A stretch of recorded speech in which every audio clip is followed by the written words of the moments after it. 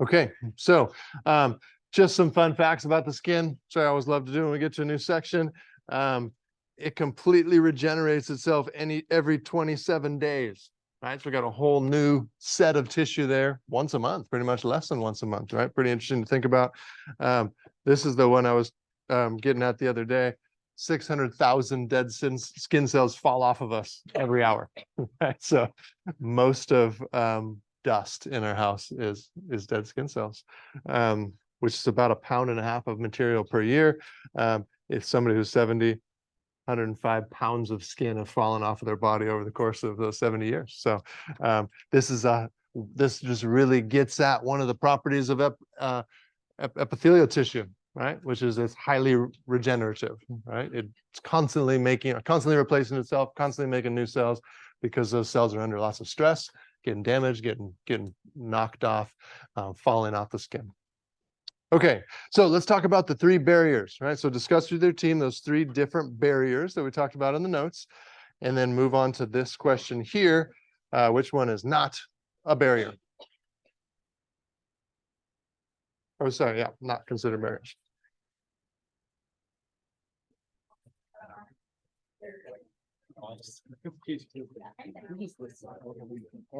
Yeah. Well, I was answering one of no, these ones are the protection. Yeah, so turn with the people on your team, discuss these guys.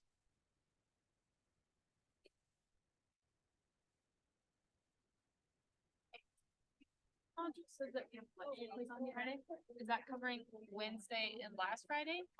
I don't remember off the top of my head. If you click on it, it should tell you. Does it let you? Yeah. Wait, do we not submit? You don't have to submit anything on the clickers. Yeah. Because we just focus on today, and it's usually Monday. Yeah, I can't remember. It's probably Wednesday and Friday stuff then. So you probably have to wait till after Friday's class to take that moving. Wait, this is not a clicker question. Yeah, you don't need to do anything with your clickers for the rest of the class. Remember, we're gonna have one person who's gonna be the voter on your team. Okay. Remember, 1 for A, 2 for B, 3 for C, 4 for D. Okay. So decide who's gonna do that vote and go ahead and vote. 1 person per team, so I don't get too confused. Hold them up nice and high. Okay. All right. So we got, yeah, so we're saying 2, that's not 6, that's 5 and 1, right? Yeah. Okay. Yeah. Yeah. Okay. So a lot of people are saying A and E, it looks like. That's the primary ones people are saying. Okay. So temperature barrier, it does help us control our temperature. That's just not one of the barriers, right? And then E, it does help us maintain moisture as well, but it does not consider one of the 3 barriers that the book talks about. So we got the chemical barrier, the physical barrier, and the biological barrier. Okay, we'll talk a little bit more about those here next. Okay, so discuss with your team the types of things that the biological barrier is protecting against and how it accomplishes this. And then on the next slide, answer this question. Okay, go ahead.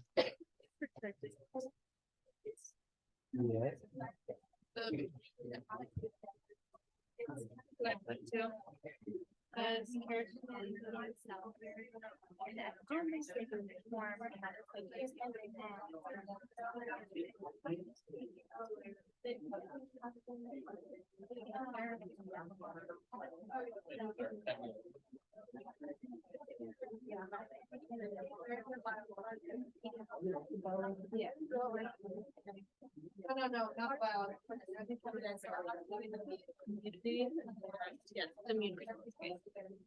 Wait, which of them components? No, okay, I'm confused. I think I read that way wrong. Okay, okay. I'm working on macro thing. I read biological and thought physical. Oh, I did the same. All right, go ahead and vote. If you're ready, go ahead and hold your fingers up.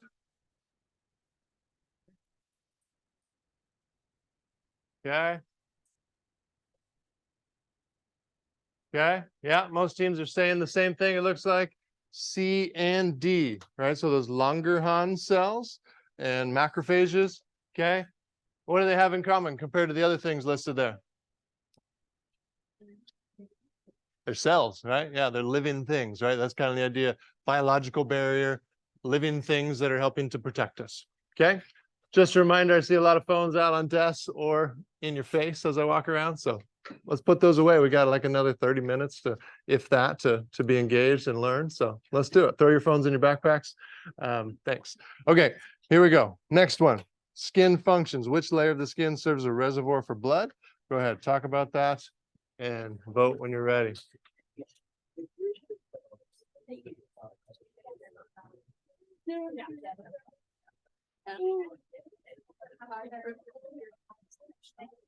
Getting out.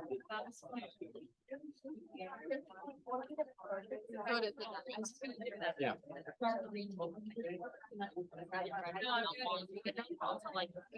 Yeah, whenever you're ready, you can vote. We don't have to wait the whole minute if you guys are ready to go.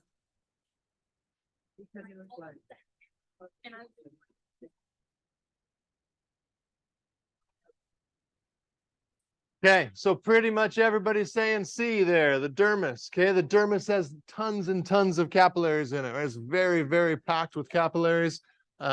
This serves and veins too, so it serves to hold a lot of our blood. And so when we do something that we need a lot more blood for, we need a lot more cardiac output for from our heart, we automatically will squeeze down on those blood vessels in our skin, send that blood back to our general circulation, and all of a sudden we got a lot more blood to work with for our heart to pump around. That's what happens when we start exercising, right? We mobilize that pool of blood, gives us more blood to work with. Okay. Also very helpful for regulation of our temperature. See, right, when our blood gets really hot, when it's next to our muscles that are exercising, and we send it out to our skin, and then it kind of heats up our skin, then radiates out that heat. One of the primary ways that we deal with heat in the body too. Okay, questions on any of that? Okay, all right. Discuss with your team the cell types you find in each layer of the skin and their functions, and then do this question. Talk about all those cells, right? Where do we find them? What do they do?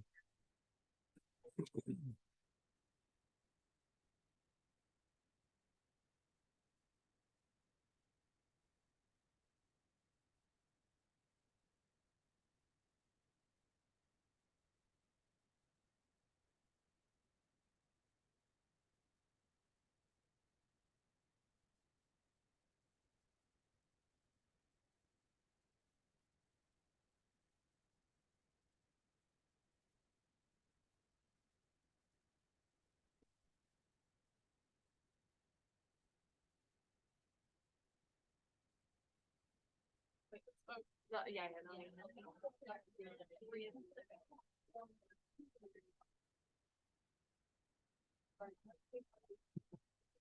Still trying to interpret those. Yeah, there we go. Okay.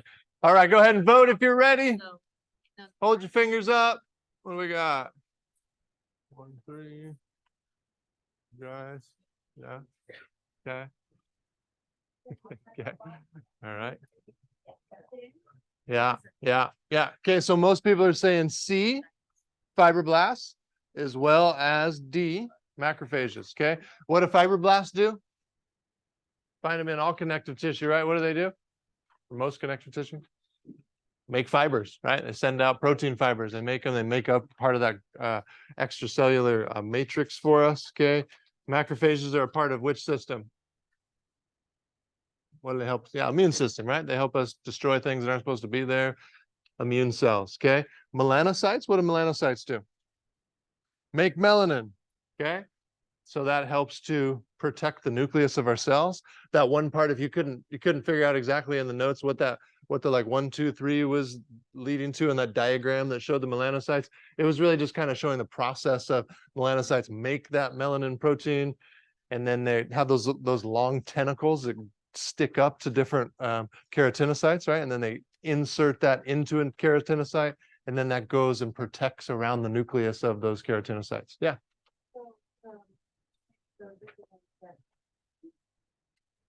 Protect the keratinocytes against UV damage. Yeah.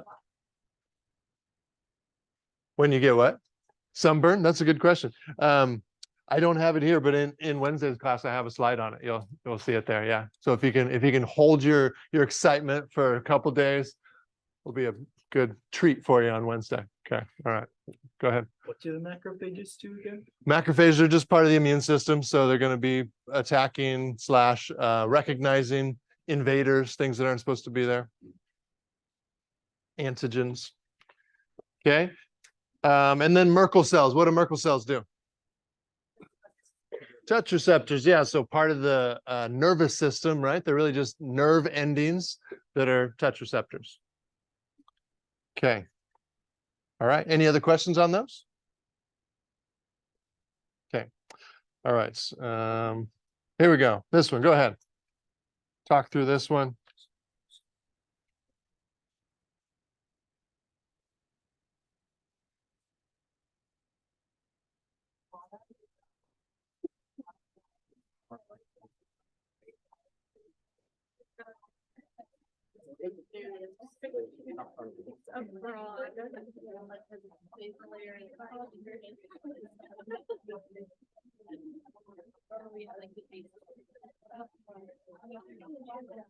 All right, go ahead and hold it up. What do we got? Yeah, pretty much everybody's saying C there. So the basal layer of the epidermis. Okay, basal is meaning the bottom in some way, right? It's actually called the stratum basal. If you saw some of those names when in your book when you're reading those, we don't really I don't have those so much in the notes anymore, but really this is the way any kind of tissue works where we're regenerating cells a lot.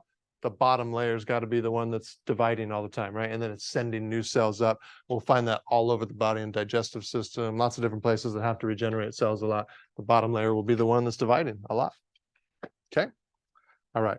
Let's do this one. Blisters. Very cute.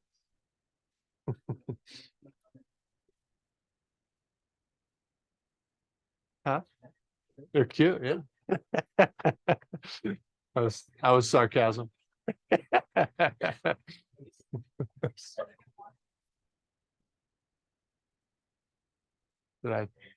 think I was serious? I didn't crack a smile at all. Hey, you're not raising your hand, you're voting. Thank you. Cute little blisters. I bet there's somebody that thinks blisters are cute. Not me. But... Layers. Blood.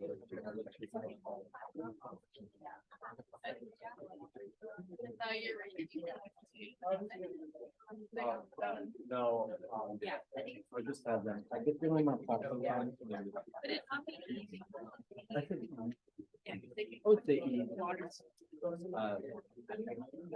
All right, go ahead and hold your hands up. Vote when you're ready there. Okay. Five, and what else say? Okay. All right. Yeah. So most teams are saying 5. A couple are saying 4. A couple are saying 3. So 5 would be this one. Separation of layers of the epidermis causes water blisters. Okay. There's no blood in the epidermis, right? So if we're separating a couple of those layers, it actually just kind of creates an empty space in there, and that empty space kind of pulls some fluid in from the other tissues, right? And that just fills with plasma like water, which the plasma part of our blood is the part that's not cells, right? And then let's just read through all of them. So A says separation of layers of the epidermis causes blood blisters. We know that one's not true because there's no blood there. Separation of the dermis and the epidermis causes water blisters. This one could probably go either way. Really, right? Like if we're just kind of separating the two layers right there, that could probably go either way. If it kind of smashed the dermis enough to like create some bleeding, could probably go either way. But if it's not really smashed, it might make a water blister. So don't worry too much about that one. Separation of the layers of the epidermis could go either way. No, could not make blood blisters. Separation of the layers of the dermis causes blood blisters. Yes, for sure, because there's blood in the dermis. Okay, questions on that one? Go ahead. Yeah. Blisters that like don't have fluid. Like they're just kind of like after you've had them for a while and they're kind of like empty like that, or? I've never had a blister with anything in it. Oh, really? Yeah. Okay. Yeah. I've had them or seen them where kind of they did have some fluid in them and they kind of like were empty at that point. But yeah, it would really just be like if maybe it's just not deep enough to pull any fluid, like maybe the cells underneath are still just those dead keratinocytes, and so there's still like a nice seal underneath. but it has to, maybe has to get a little bit deeper to get to the part that's still more moist. So that would be my guess. Yeah, it's a good question. So what do we say? To pop or not to pop a blister? Pop? How many? Yeah, you guys think we should pop? Yeah. Okay. Well, I mean, you're messing with your first line of defense of your immune system, right? So you break that open. Now you've got entrance point to your body, if it's a blood blister, to the blood of possible pathogens, right? So that's potentially problematic. When I worked as an athletic trainer, it would just kind of be like a function thing, right? Like, is it at the point to where it hurts to put their shoe on and messing with them, running or kicking or jumping? Then we'll pop it. If you can stand it being there, then leave it there probably, because it's your skin is still intact, right? One way to pop it that can be helpful is you kind of take a needle and go in like away from it. You can kind of do that with needles. How you put them like on like the upper layer of your skin, and it's kind of like halfway in there, and you can kind of create this little canal for the fluid to get out, and it kind of squirts out the side. You can squirt your friend with it if you want. That way you're not just having like direct opening to where the skin is raw right there. So something to think about. But, okay, yeah, Wesley, yeah. So if you get sunburned, and if you get sunburn blisters, are those Yeah. usually just that usually in the epidermis layer, that's what's getting burned, and that's why, because or like what is that usually just what causes that? Yeah. So like I said, we'll get more into sunburn, but pretty much sunburn is like your cells actually die. They get destroyed. Part of the DNA gets destroyed by the sun, and then the cells go through apoptosis and destroy themselves. And so if you get enough of those in one area, then that pretty much just creates a leak underneath, right? And so then it's like, then the fluid is leaking up underneath. And so, yeah, so then that creates a blister. Yeah, you can say, Alexia? Yeah, what's in it, it's very similar to what's called the plasma part of our blood, which is some ions, maybe some really, really small proteins, but probably not. It's mostly water and salts. Yeah. Okay. Other questions on this? All right. Layers of the skin here. Go ahead, walk through each of these questions. Okay. Just match those there. And then let's just have you hold up number 3, or we can talk about each, but I'll have you hold up number 3 only.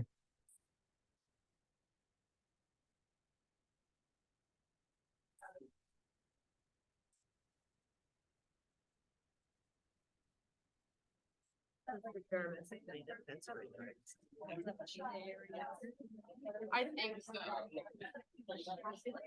Right. So it would be.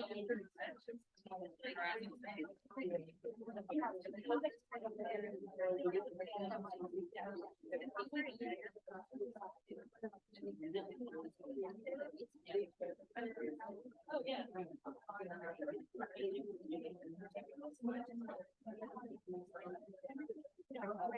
Papillary.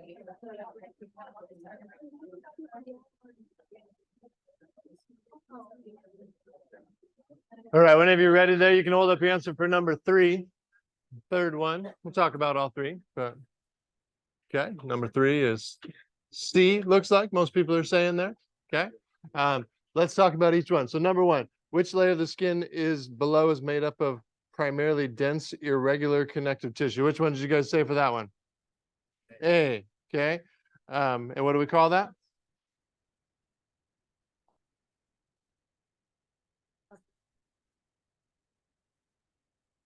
Of the dermis, right? That one's kind of confusing, right? Because we just talked about reticular connective tissue. Okay. It's not made up of reticular connective tissue. It's made up of dense, irregular connective tissue. Okay. So just make sure you're not mixing those up in your mind. That makes sense? Okay. All right. Number 2, which one is made up of areolar connective tissue? Which one did you guys say there? B, right? And what were some of the functions of areolar connective tissue? They make a good diffusion space, right? That's exactly what we need right underneath the epidermis that doesn't have any blood supply of its own. Okay.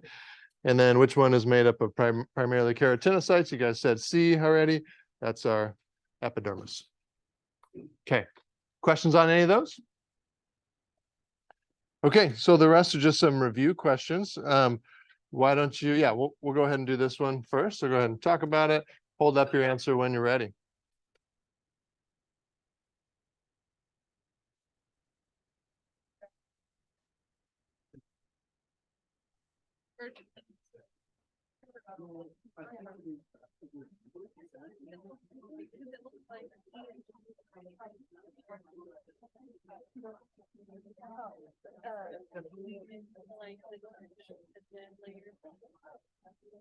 All right, hold up your answer. What do you got? Okay, most groups are saying C, but some are saying A.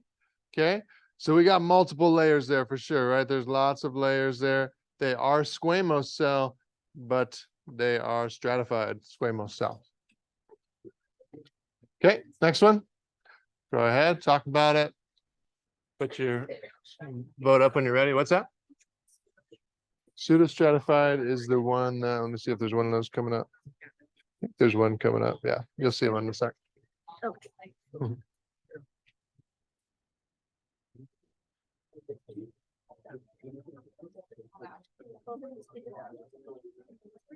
Yeah, just hold it up if you're ready.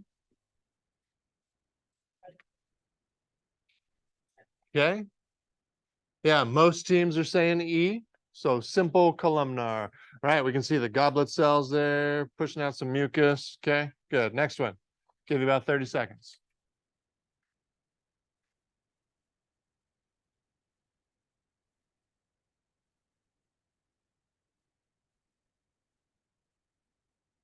Yeah, hold it up whenever you're ready. Good. Yeah, so pretty much everybody's saying B, simple cuboidal. Okay, we got two more. Go ahead. Identify what both of these are and answer the question.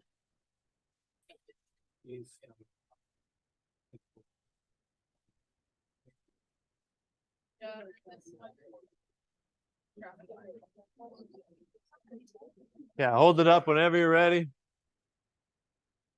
Which one's stratified? Yeah, we got that. Yeah, so yeah, we got stratified squamous and we got simple squamous as A, right? Okay, and then last one here. Identify them both.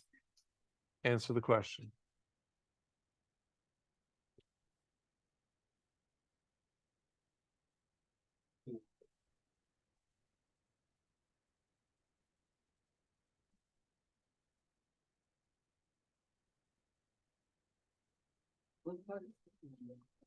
Yeah, go ahead and hold it up if you got your answer. Yeah, so again, pretty much everybody's saying B, stratified squamous. Again, what do we call A? That's pseudostratified, right? Not quite as in alignment as all those nuclei as the simple columnar. Looks a little bit more disorganized. Yeah. All right, guys, that's it for the Tuesday lab. Good luck on the practical tomorrow. Wednesday lab, we'll see you guys on Wednesday. We'll see y'all on Wednesday. Have a good day.